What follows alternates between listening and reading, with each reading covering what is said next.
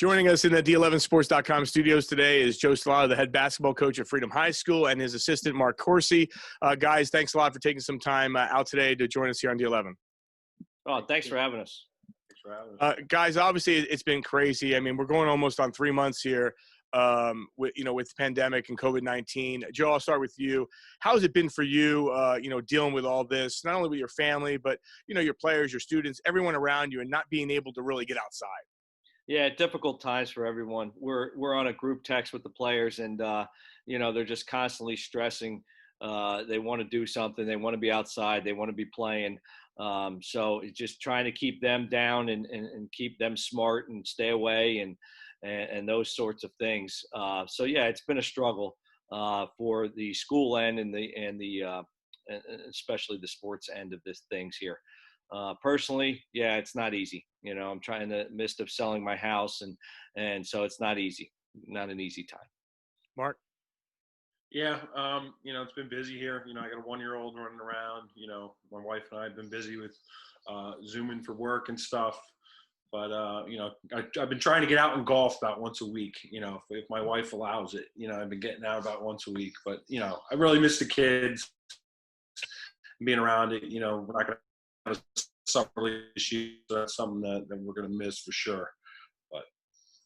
Well, you guys talking about golf, and really that's the only thing going on right now is golf. And I haven't had a chance to go yet, but obviously that's the time to go out. And it's a different time right now, and everyone's dealing with it. But let's talk some basketball. And, obviously you guys won a championship. I mean, obviously, first and foremost, the smiles on your faces after that. And we had on D11sports.com. We actually had your first game against Northampton and then your last game against Northampton. So I don't know if you guys want to give us any credit, but, but 1976, Joe, was the last one with Rich Baxa. You guys win it. What went through your mind there? That the final buzzer, and you guys won something that you guys have wanted for so long. The word is finally. It was quite, coming into the year, I always feel like we have a chance, some years more than others. This year coming into it, I knew I had 2 of the best guards in the league, but I didn't know what we had around them. If the role players were going to be able to perform the way we needed them to, if things were going to click the way they did. So, going into it, I wasn't sure, but I knew I had 2 good guards that were going to start the run for the championship. And the way that they felt, those 2 boys just knew we were going to win it from day one. And it was contagious. They called it chip chasing. They brought that kind of personality and attitude to our team and that kind of confidence. So even when we lost some big games, I mean, if you think about it, we didn't beat Easton, we didn't beat Liberty, we didn't beat Allen until the playoffs. So, looking at it, we're like, oh, if we can't beat those guys in the regular season, how are we going to beat them in the playoffs? And, our team didn't think that way. The players didn't think that way. The coaches did at times, but the players wouldn't allow us to think like that. They just came to work every day to work harder. And those losses actually ended up helping us. So, it was unbelievable experience for all of us to be part of this team. Marc, you being on the bench and trying to hold down Joe sometimes, because, that's what sometimes assistants have to do, whether it's a good call, bad call, but at the same time, winning that championship. And I know you were proud as an assistant coach and, the rest of your assistant coaches, but how proud were you for not only your team, but for Joe as well? Oh, I was really proud for Joe. I mean, he's been doing this a long time, and opportunities like this don't come often, and we were able to conquer that, that title. I mean, that's something that hasn't happened often in Freedom's history. That's what I kept telling the boys and even Joe and the coaches, like, we're part of history, guys. Like, it's only happened one other time. I mean, we're forever going to be remembered. So.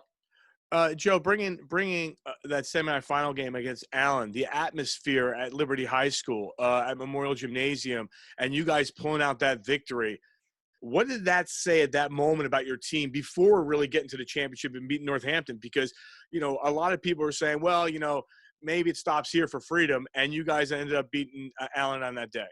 Yeah, we were definitely the underdogs going into that game. They were the number 1 team. They were the defending EPC champs. They were district champs last year. So we were certainly the underdogs. I'm used to that role. I enjoy that role. And those were some of the speeches beforehand and during. the motivational things that were going on in our huddles were those types of things. But yeah, it was quite the accomplishment to get past those guys because they certainly had a great basketball team. We had guys that just stepped up. We knew what we were going to get from the Mims. They gave so much consistency every game, every year, since they've been part of this program. We did not know what to expect out of our other players. And then when you get people like David Barnes playing the way he did, Samir Georges the way he played, Taj Montgomery, the little point guard, and Harrington, the way he defends, those guys just stepped up tremendously. It looked like we were pushing all the right buttons. I mean, we put Eli Ruiz in for 3 or 4 minutes. He ends up scoring 4 quick points back to back. It got us back in that game when Allen was on a little run. But it certainly wasn't us pushing the buttons. They went in and did their job, and they did it great. St. Luke's Pediatrics delivers the care you expect for your child, now and for their future. Choose a St. Luke's pediatrician today. How has this brought the community together? Again, it's a little hard because I think you guys wanted to bring the community together even more, but because of COVID-19, you really didn't have that opportunity to do so or celebrate, a couple weeks afterwards. Tell us what's going through there. And, do you guys want to do a little bit more with the community once this is done? Because, it is a championship, that's long overdue. Yeah. So I know we did have a couple banquets planned, going to have some celebration and include some past players and people from the community. We weren't able to do that, but hopefully, maybe by the end of the summer we can get something together. But this is just a close. The team is so close knit. Like this team was so tight. We had 11 seniors on there, and none of them complained about playing time. It's hard to play more than 10 guys in a game, and these kids were just very unselfish. Jalen Stewart sticks out to me. He played a lot of the game against Allen, and then the district final didn't even get in. And that wasn't a knock on him. It's just the way Northampton played. It wasn't best suited for him. With the zone, they played that match. So they're just very unselfish. That's what made him. He was the first one to be celebrating and congratulating his teammates, and looking back on some of the games, and actually your game that you videoed, I watched that, and just to see the bench, the way they reacted. I remember Malik Mims being on the bench during the Allen game, and I'm assuming foul trouble like he always was, but he was on the bench, and you guys showed the bench during one, I think it was during a 3-point play, and Malik Mims just got off the bench and jumped so high and just was celebrating on the bench, high-fiving the teammates. I mean, and he wasn't even a part of it. And that's what was so neat, that the kids just all bought into the team atmosphere, and it was great. So, I agree with Mark. It was just a special time to be around these kids because it was never complaining. We always went to work, and, under their breath, I'm sure they thought they should be playing more. What kid shouldn't think that? Mm-hmm. But they certainly didn't bring it to us, and they certainly didn't bring it the cancer to the team. Joe, what will you take most out of this year's team? I know you holding that trophy up and seeing the smiles, and you're the first person to give the trophy to to your players, because even though you wanted it because you worked so hard as a coach over the last 16 years or whatever plus for you, seeing your kids hold up that trophy. But what did you take as a whole that really sits with you and will sit with you for your lifetime moving forward? Great question. I appreciate that question because I didn't want this to be about me. I know I've been coaching for 20 years without a championship. Trust me, I know it. But whenever I wanted that, and even in 2011 we were so close, I wanted it for the team. I wanted it for the community. I wanted it for the principal who supports me so much, the Nate Stannard, the AD who supports me so much, the faculty who just appreciates everything I do for the school.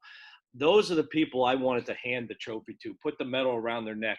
My coaches are unbelievable.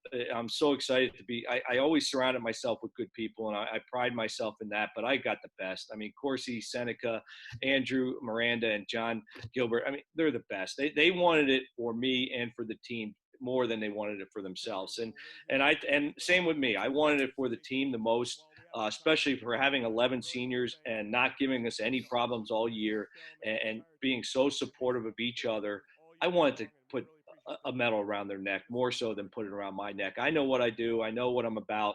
And I was going to wake up the next morning, and if we didn't win it, I was going to be upset, of course. But I know what I'm about, and I know how I run things and do things right. So, it wasn't about me, but it certainly felt great. There's no doubt. And the kids made it about me at times. They did. At the end of the game, they called me into the locker room and brought me into the shower, and we just went nuts. They poured water on me and everything else, and we just all embraced each other and went nuts. And they had some special moments with me, and that was awesome. But honestly, it was about them. Mark, you want to follow on that? No, it's all about the kids. I mean, they wanted it from day one, too. This is something that they wanted, the year before, too, which we had a great season. We came up short in both playoffs, but they had that on their mind, from day one, especially the Twins. I mean, they were talking championships since they started. They've been in the program since they were eighth graders playing freshmen, and, that's one thing they always had on their mind, and they conquered what they sought out to do. Not feeling well? Need to see a doctor now? St. Luke's Video visits 24/7. Download the St. Luke's mobile app from the App Store or Google Play Store.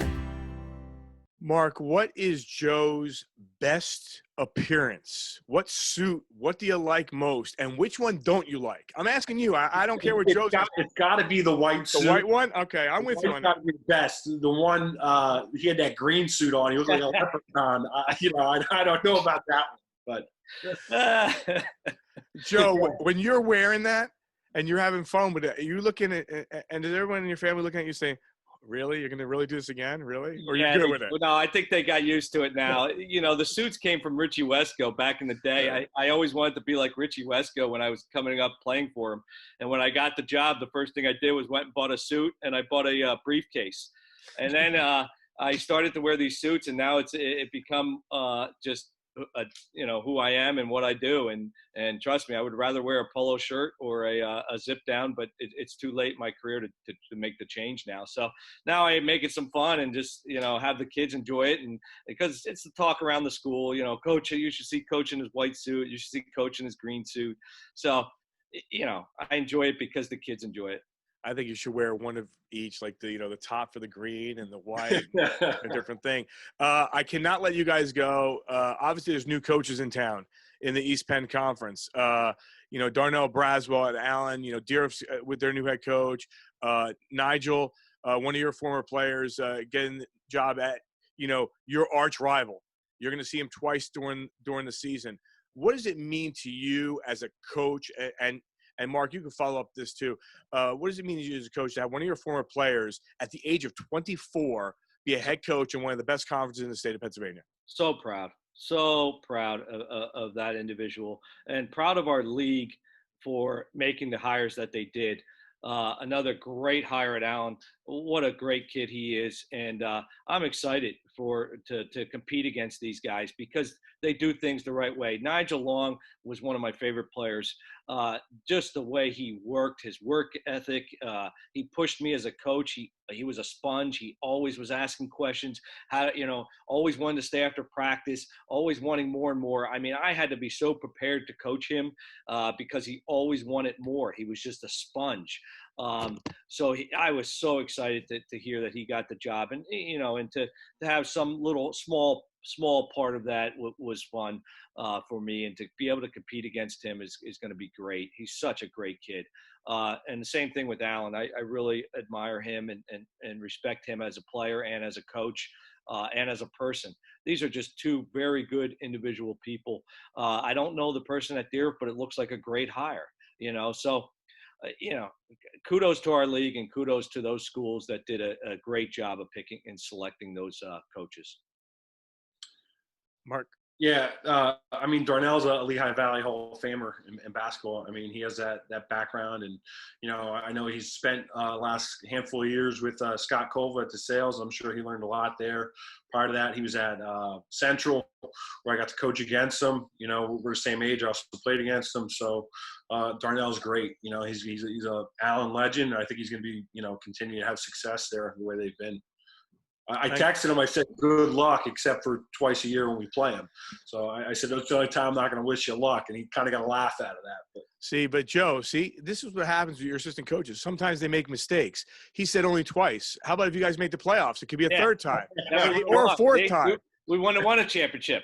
Come on, Corsi, get it together. True that. Get it together.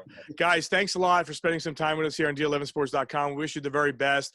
Obviously through this pandemic, number one, getting back with your team and looking forward to the winter season. And I don't know how the summer is going to be, obviously with a lot of cancellations, but at the same time, basketball, you can do it in your backyard. You can do it anywhere, and keep your kids ready to go for the next year, because now they know, hey, you won a championship. And now you move forward to something bigger and greater as you move forward. We really appreciate you taking some time with us here today. Hey, thanks for having us. It was awesome. Thank you. Thanks for having us.